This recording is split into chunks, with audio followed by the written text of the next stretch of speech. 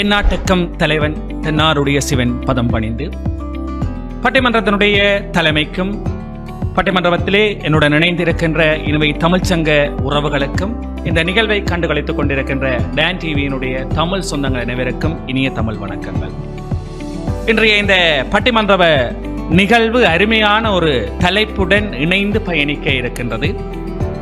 என் கடன் பணி செய்து கிடப்பதே எனும் கூற்று இன்றும் உயிர்ப்புடன் இருக்கின்றதா இல்லையா என்பது இன்றைய பட்டிமன்றத்திற்காக எடுத்துக்கொண்டிருக்கின்ற வாத பொருளாக அமைந்திருக்கின்றது. எங்களுடைய இந்த சமுதாயம் வாழ்ந்து கொண்டிருப்பதற்கு அடிப்படை இந்த சமூகத்திலே வாழ்ந்து கொண்டிருக்கின்ற தங்களுடைய பணியை தங்களுக்கு வகுக்கப்பட்டிருப்பதை செவ்வனே அறிந்து செய்து கொண்டிருப்பவர்களால்தான் என்பதை எங்களுடைய இலக்கிய அடிப்படையிலே மூலமாக விளங்குகின்ற சங்கச் செய்யுள் புறநானூற்று பாடல் அழகாக சொல்லிச் செல்லுகின்றது.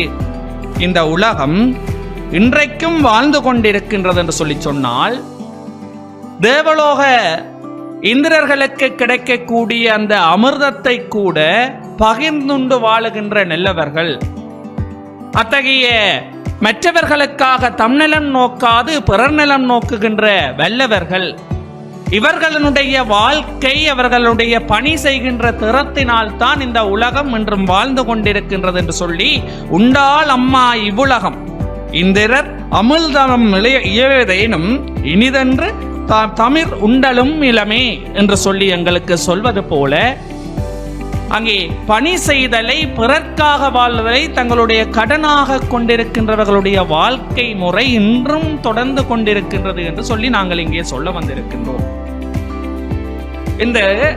இந்த உலகத்திலே நாங்கள் 3 விதமான மனிதர்களை பார்க்க முடியும் இயல்பாகவே.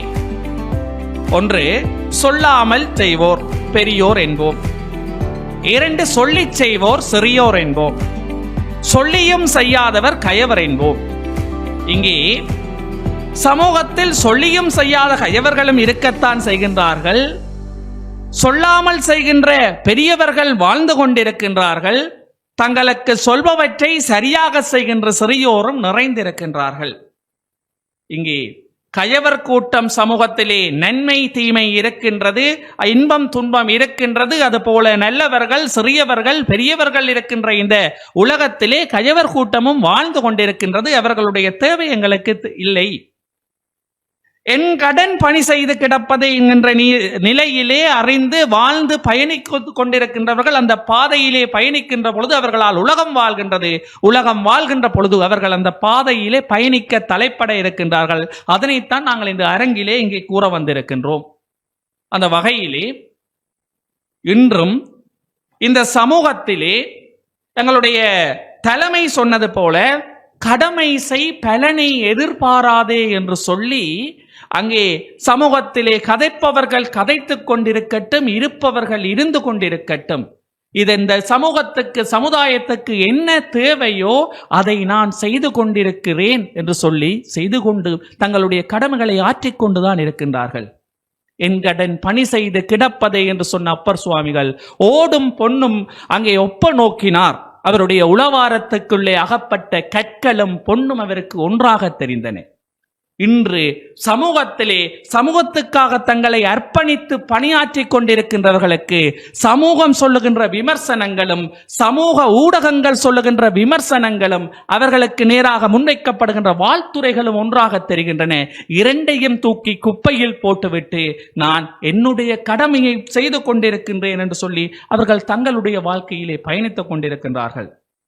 அது தனி மனிதனாக இருக்கின்ற எங்களுடைய ஆறு திருமுருகனார் மற்றும் வவுனியா அங்கே துர்க்கியம்மன் ஆலயத்தை மையமாக வைத்து பணியாற்றி கொண்டிருக்கின்ற அம்மையார், அங்கே பிரதேசத்திலே இருந்தாலும் குறிப்பாக சுவிஸ் நாட்டில் இருந்து எங்களுடைய யாழ்ப்பாணம் ஈழத்திலே மருத்துவ கல்விக்காக பல்வேறு செயற்பாடுகளை செய்து கொண்டிருக்கின்ற சுவிஸ் நாதன், இவர்களை போன்றவர்கள் ஆலயங்கள் நிறுவனங்கள் என்று சொல்லி எத்தனையோ அமைப்புகள் இன்றைக்கு எந்தையும் எதிர்பாராது எந்த பிரதிபலனையும் எதிர்பாராது சமூகத்துக்காக தங்களை அர்ப்பணித்து வாழ்ந்து கொண்டிருக்கின்ற அந்த வாழ்க்கையிலே இன்றும் இந்த சமுதாயம் உயிர்ப்புடன் இயங்கிக் கொண்டிருக்கின்றது.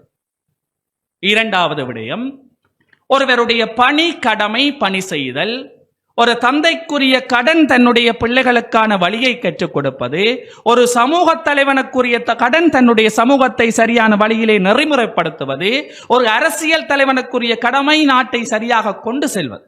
இன்று சின்னாபின்னமாகி சிதறி கிடந்த தேசத்தை ஒருமித்து மாற்றமென்ற ஒன்றை பாதைக்குள்ள ஒரு புதிய தலைமையில் மக்கள் அங்கே கையளித்திருக்கின்றார்கள் என்று சொல்லி சொன்னால், மக்கள் விரும்புகின்ற மனமாற்றத்தை புதிய தலைமை ஏதோ ஒரு வகையில் பணி செய்து கொடுக்கும் என்கின்ற நம்பிக்கை ஏற்ற தலைமையும் அதை சொல்லி அதன் வழியிலான திட்டங்களை ஆரம்பித்திருப்பது ஜனநாயகத்தினுடைய வழி.